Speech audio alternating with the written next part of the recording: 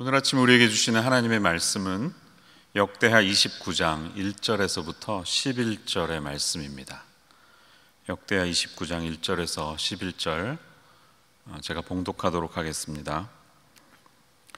히스기야가 왕위에 오를 때에 나이가 25세라 예루살렘에서 29년 동안 다스리니라. 그의 어머니의 이름은 아비아요 스가랴의 딸이더라. 히스기야가 그의 조상 다윗의 모든 행실과 같이 여호와 보시기에 정직하게 행하여 첫째 해 첫째 달에 여호와의 전 문들을 열고 수리하고 제사장들과 레위 사람들을 동쪽 광장에 모으고 그들에게 이르되 레위 사람들아 내 말을 들으라. 이제 너희는 성결하게 하고 또 너희 조상들의 하나님 여호와의 전을 성결하게 하여 그 더러운 것을 성소에서 없애라. 우리 조상들이 범죄하여 우리 하나님 여호와 보시기에 악을 행하여 하나님을 버리고 얼굴을 돌려 여호와의 성소를 등지고 또 낭실문을 닫으며 등불을 끄고 성소에서 분향하지 아니하며 이스라엘의 하나님께 번제를 드리지 아니하므로 여호와께서 유다와 예루살렘에 진노하시고 내버리사 두려움과 놀람을 비웃음거리가 되게 하신 것을 너희가 똑똑히 보는 바라. 이로 말미암아 우리의 조상들이 칼에 엎드러지며 우리의 자녀와 아내들이 사로잡혔느니라.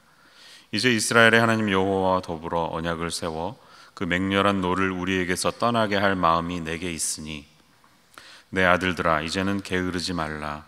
여호와께서 이미 너희를 택하사 그 앞에 서서 수종들어 그를 섬기며 분향하게 하셨느니라. 아멘. 오늘은 회복되어야 할 우리의 예배라는 제목으로 함께 은혜를 나누기 원합니다. 유튜브 영상 아래에 있는 설교 요약을 보시면서 함께 해주시면 감사하겠습니다. 지난 주일 설교에서 제가 강조한 것처럼 역대기라는 책을 이끌고 있는 큰 주제 중에 하나는 바로 성전입니다. 역대기를 읽어보면 이 성전이라는 주제와 관련이 없는 내용들은 많이 누락되어 있다는 사실을 우리가 발견할 수가 있는데요. 역대상하의 구조를 잠깐 생각해 보면 역대상 11장에서 29장의 내용은 성전 건축과 성전 봉사를 위해서 다윗이 준비했던 것들을 기록하고 있습니다.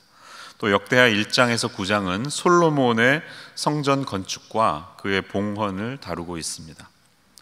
그리고 역대하 10장에서부터 36장 마지막까지는 북왕국이었던 북이스라엘의 왕들에 대한 이야기를 전혀 하지 않고 있는데 그 이유는 그들이 성전과 아무런 관련이 없기 때문이었습니다. 이 역대하는 특별히 남왕국, 남유다 가운데에서도 아사, 여호사밧, 요아스, 히스기야 그리고 요시야와도 같은 왕들에 대해서 집중적으로 조명하고 있는 것을 우리가 봅니다.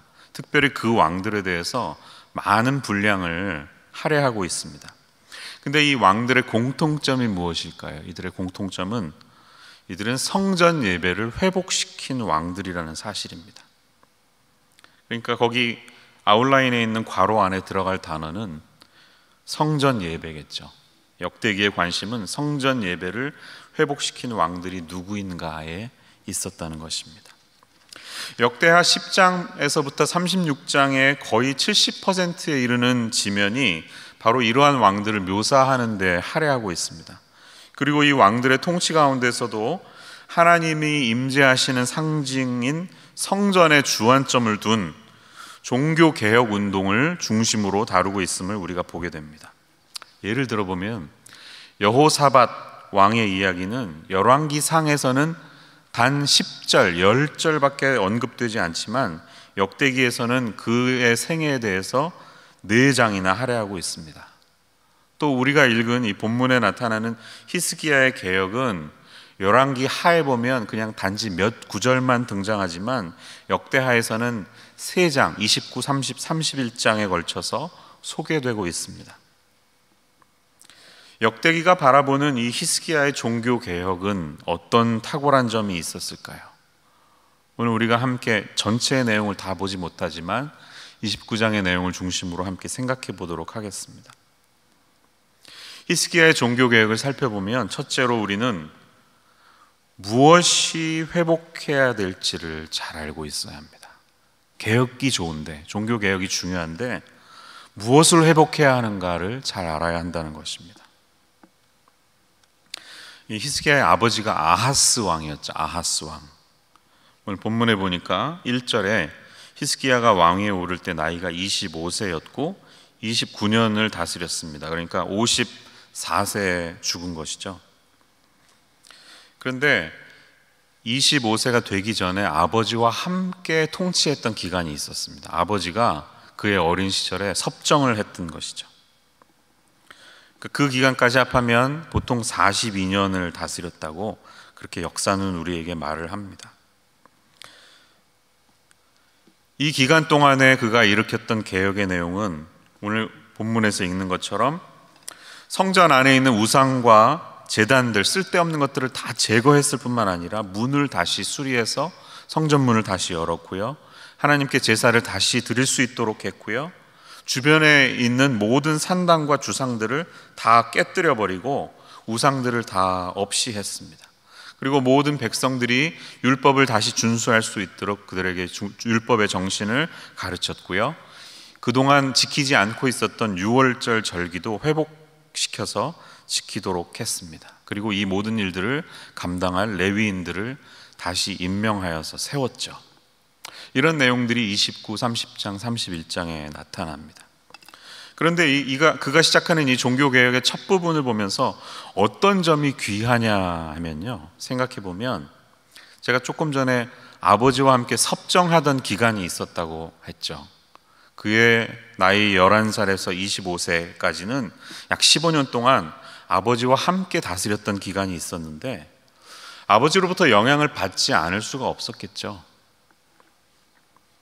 그 아버지는 우리가 잘 알듯이 아주 악한 왕이었습니다. 그럼에도 불구하고 히스기야는 아버지의 죄악이 무엇인지를 분명히 파악하고 있었고, 드디어 자신이 스스로 홀로 통치를 시작한 첫날에 이 개혁을 이끌고 있다는 사실을 우리가 보게 됩니다. 본문의 3절을 보시면 첫째 해 첫째 달에 여호와의 전 문들을 열고 수리하고 라고 말합니다. 이제 홀로 통치됐던 그 해 첫날, 마음속에 깊이 담아놓고 있었던 것을 말하겠죠. 그 첫날에 그는 성전을 개혁하고 수리하는 일로 자신의 왕권을 시작하는 것을 볼 수가 있습니다. 여러분, 아버지 아하스 왕이 쌓아놓았던 악한 면들이 어떤 것들이 있었을까요? 조금 앞에 보시면 28장 후반부에 그 내용이 나오죠. 28장 24절과 25절만 한번 볼까요? 읽어보겠습니다. 아하스가 하나님의 전에 기구들을 모아 하나님의 전에 기구들을 부수고 또 여호와의 전 문들을 닫고 예루살렘 구석마다 제단을 쌓고 유다 각 성읍에 산당을 세워 다른 신에게 분향하여 그의 조상들의 하나님 여호와를 진노하게 하였더라. 이렇게 말합니다. 이 내용은 병행구절이라고 할 수 있는 열왕기 하의 내용을 보면 더 풍성하게 우리가 무슨 일이 벌어졌는지를 알 수가 있는데요, 열왕기하 16장의 내용을 잠깐 한번 살펴보겠습니다. 7절과 8절을 한번 올려주십시오. 아하스가 아수르 왕 디글랏 빌레셀에게 사자를 보내 이르되 나는 왕의 신복이요 왕의 아들이라. 이제 아람 왕과 이스라엘 왕이 나를 치니 청하건대 올라와 그 손에서 나를 구원하소서 하고, 아하스가 여호와의 성전과 왕궁 곳간에 있는 은금을 내어다가 왕에게 예물로 보냈더니 라고 말하고 있습니다. 자, 무슨 일이 벌어지고 있는 것이죠? 당시에 큰 영향을 끼친 아수르의 디글랏 빌레셀 왕이 자기를 도울 수 있다는 사실을 알고 내가 아람 왕으로부터 공격을 받으니까 당신이 와서 좀 도와주십시오 하면서 이 왕궁 곳간에 있는 모든 하나님의 성전에 있는 것들을 그에게 예물로 다 바쳤다는 것입니다. 자, 정치적인 일들로 분쟁이 일어나는 것은 흔한 일입니다. 그 사이에서 줄타기를 하는 것이 바로 외교라고 할 수가 있겠죠. 그런데 지금 이 아버지는 국가에 어려움이 생기자 자신들의 정체성을 다 내던지면서까지 강대국을 의지하는 모습을 우리가 발견할 수 있다는 거예요. 열왕기하 16장 10절을 한번 또 보겠습니다. 아하스 왕이 아수르의 왕 디글랏 빌레셀을 만나러 다메섹에 갔다가 거기 있는 제단을 보고 아하스 왕이 그 제단의 모든 구조와 제도의 양식을 그려 제사장 우리야에게 보냈더니, 무슨 일이죠? 그 나라에 있는 제단을 보고 그대로 그것을 본따서 우리나라도 아수르식으로 바꾸자 하고 종교 시스템을 바꿔버리는 거예요. 또 17절과 18절을 한번 보십시오. 아하스 왕이 물두멍 받침에 옆판을 떼내고 물두멍을 그 자리에서 옮기고 또 놋바다를 놋소 위에서 내려다가 돌판 위에 그것을 두며 또 안식일에 쓰기 위하여 성전에 건축한 낭실과 왕이 밖에서 들어가는 낭실을 아수르 왕을 두려워하여 여호와의 성전에 옮겨 세웠더라.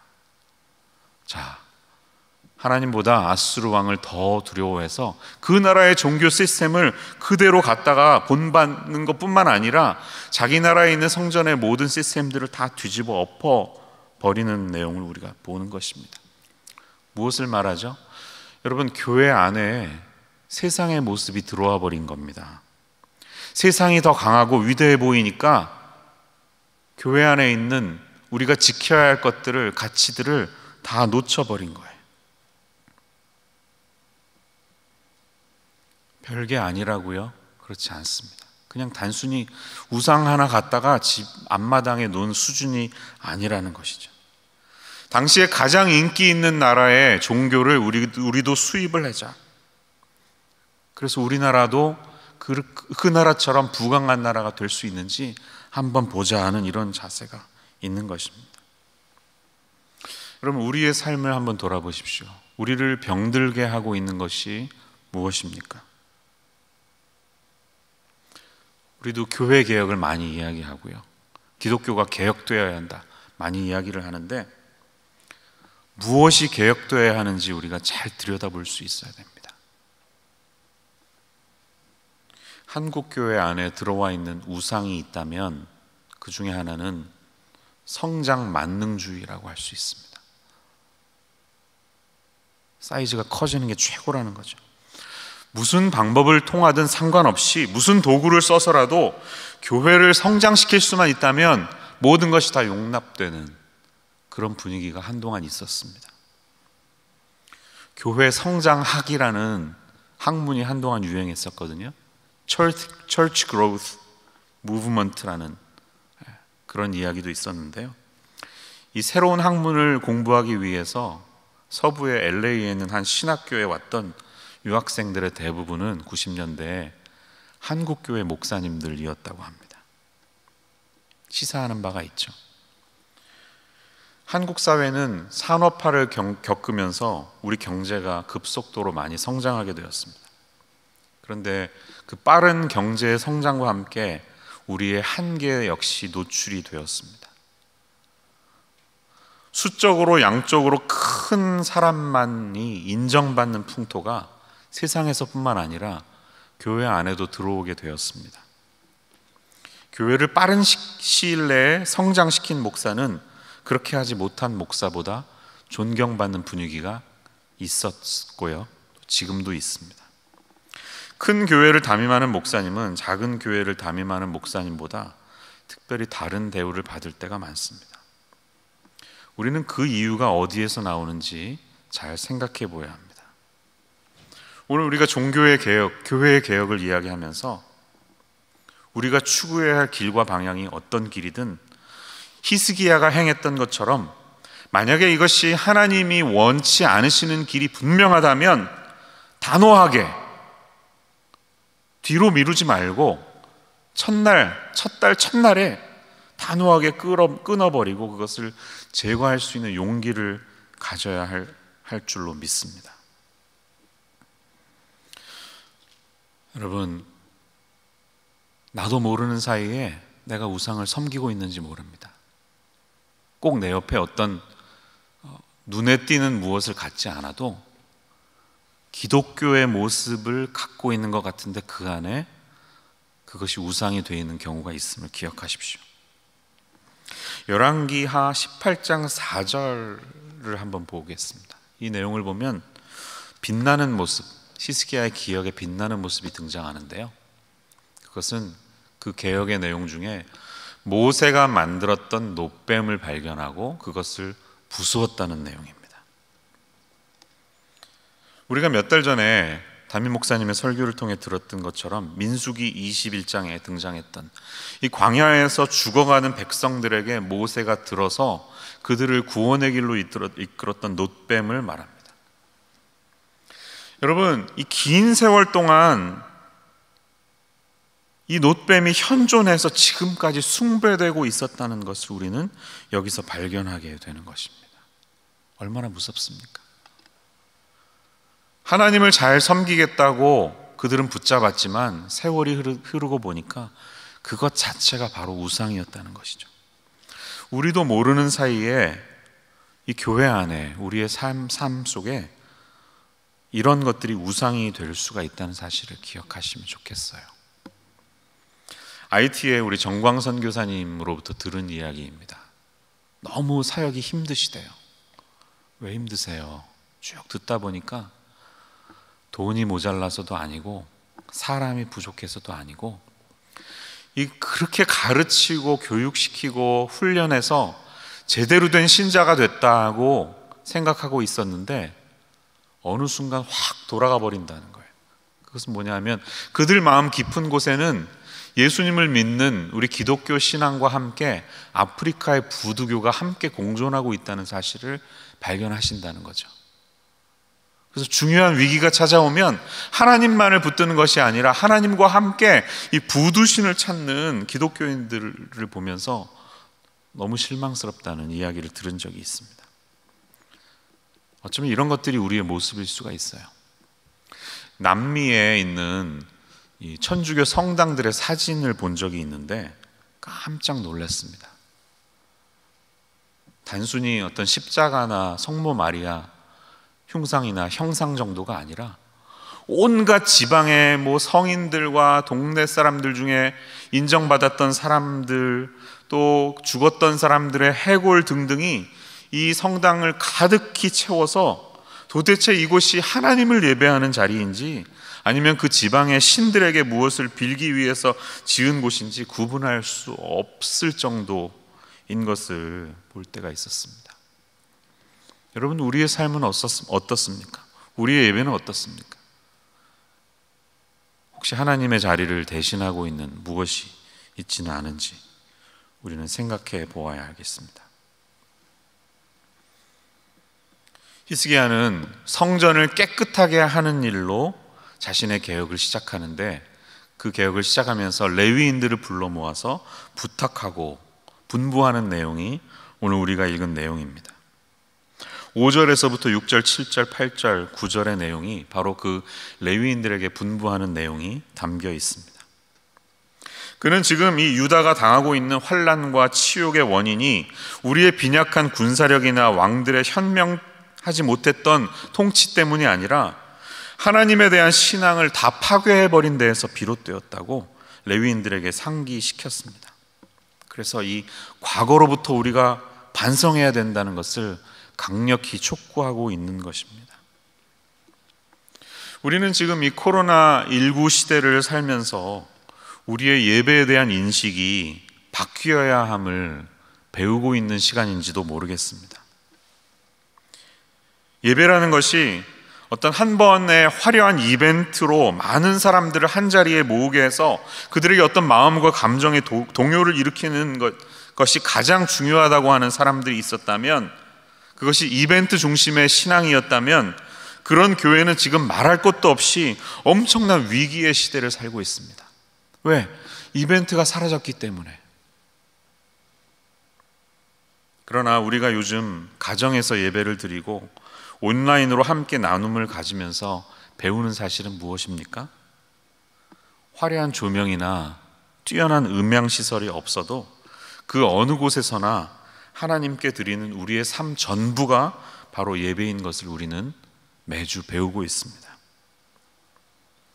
이 어려운 시기에 우리가 정말 예배를 대하는 자세가 어떻게 달라지고 이 예배를 통해 무엇을 붙잡아야 할지 깊이 생각할 수 있는 저와 여러분들이 되시기를 주의 이름으로 축원합니다. 예배를 통해 무엇을 회복할 것인가 우리가 생각할 수 있는 저와 여러분 되기를 바랍니다. 두 번째로 히스기야의 종교개혁을 통해 우리는 이 예배의 회복을 통해서 먼저 우리 스스로를 성결하게 해야 된다는 사실을 기억해야 합니다. 자기 자신을 성결하게 하는 일이 우선되어야 합니다. 이 히스기야로부터 성전 정화의 필요성을 들은 레위인들이 적극적으로 호응했습니다. 여러 지파에서 14명의 지도자를 중심으로 다양한 지파의 대표들이 성전을 깨끗하게 하는 정화 작업에 동참했습니다. 그런데 이 성전을 정화하는 작업에 앞서서 히스기야 왕이 제일 먼저 중요하게 생각한 것이 무엇이었죠?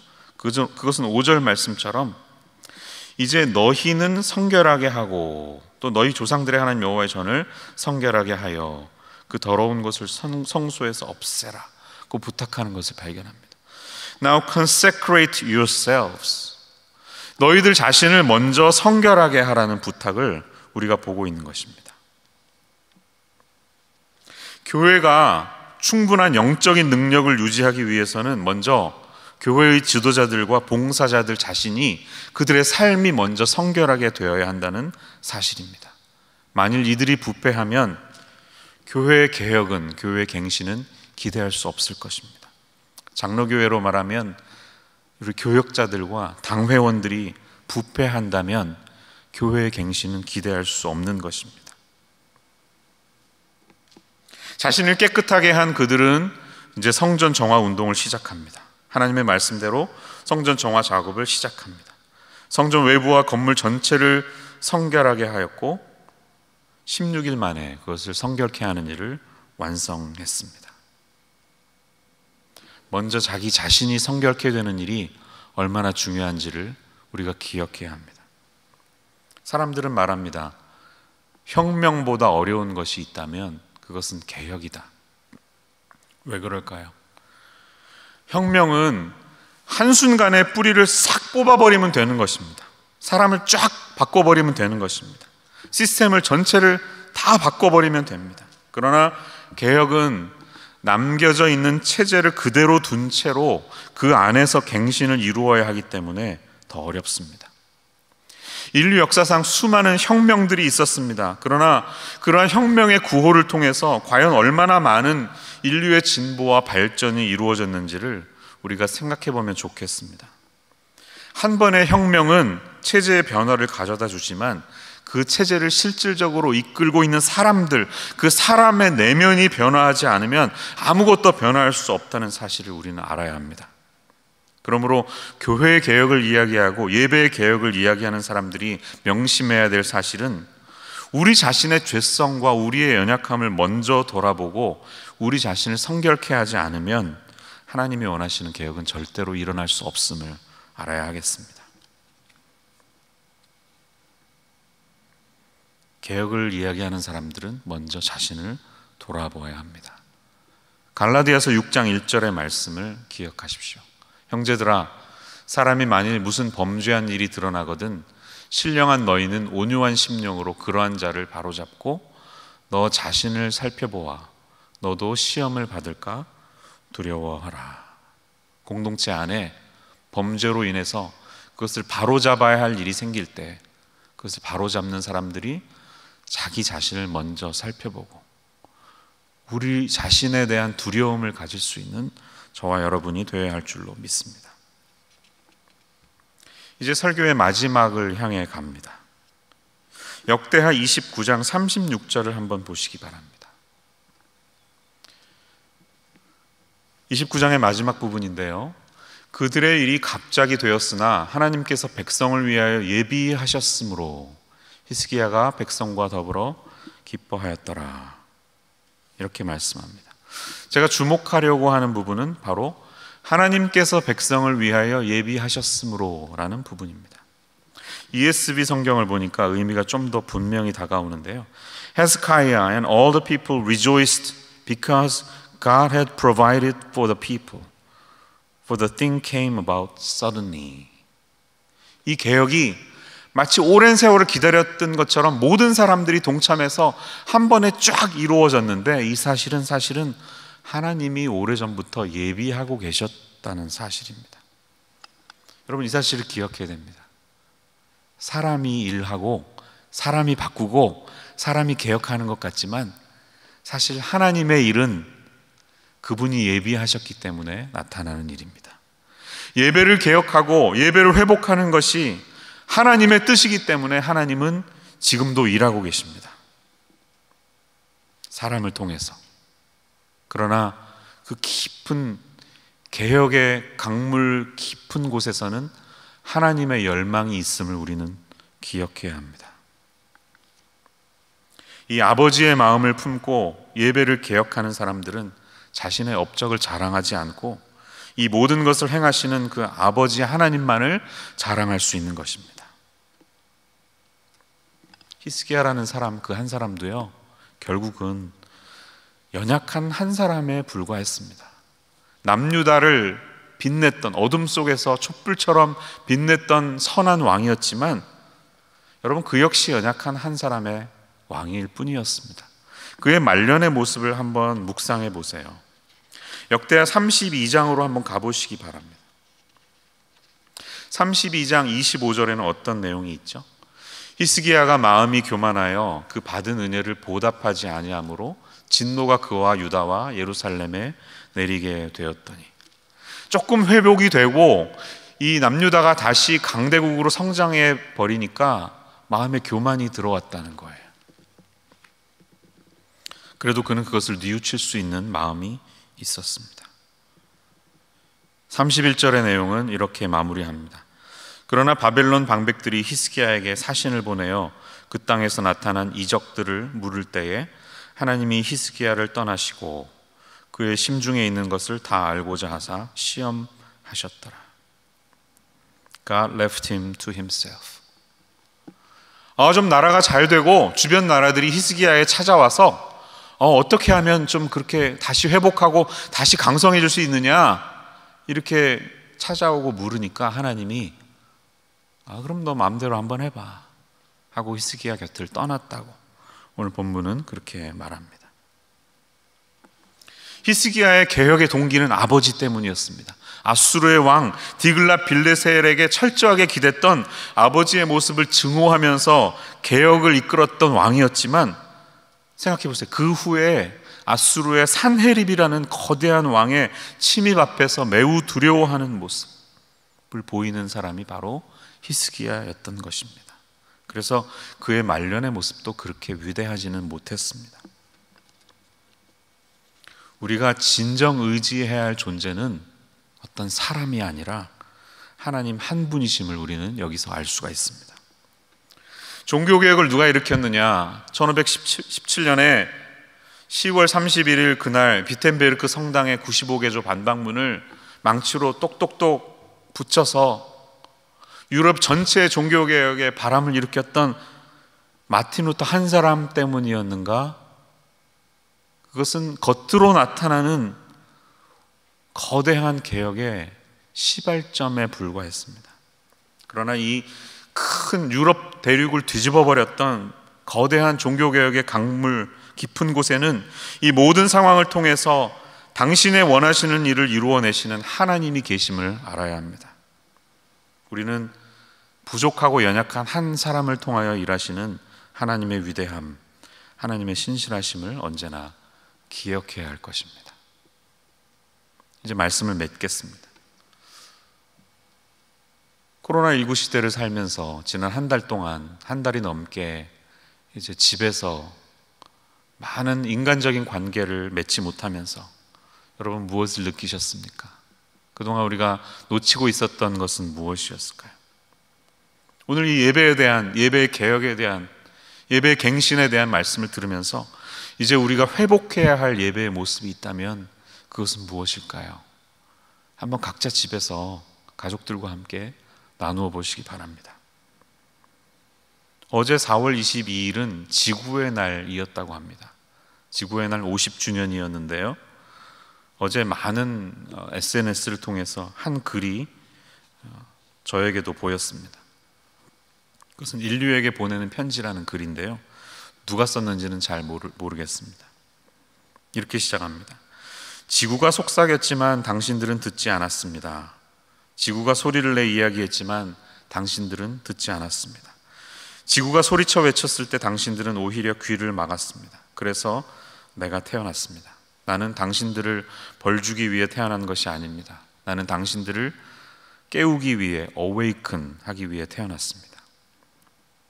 지구는 도와달라 외쳤습니다. 대규모의 홍수로 외쳐도 당신들은 듣지 않았고, 불타는 화염으로 외쳐도 당신들은 듣지 않았고, 강력한 폭풍과 돌풍에도 당신들은 들으려 하지 않았습니다.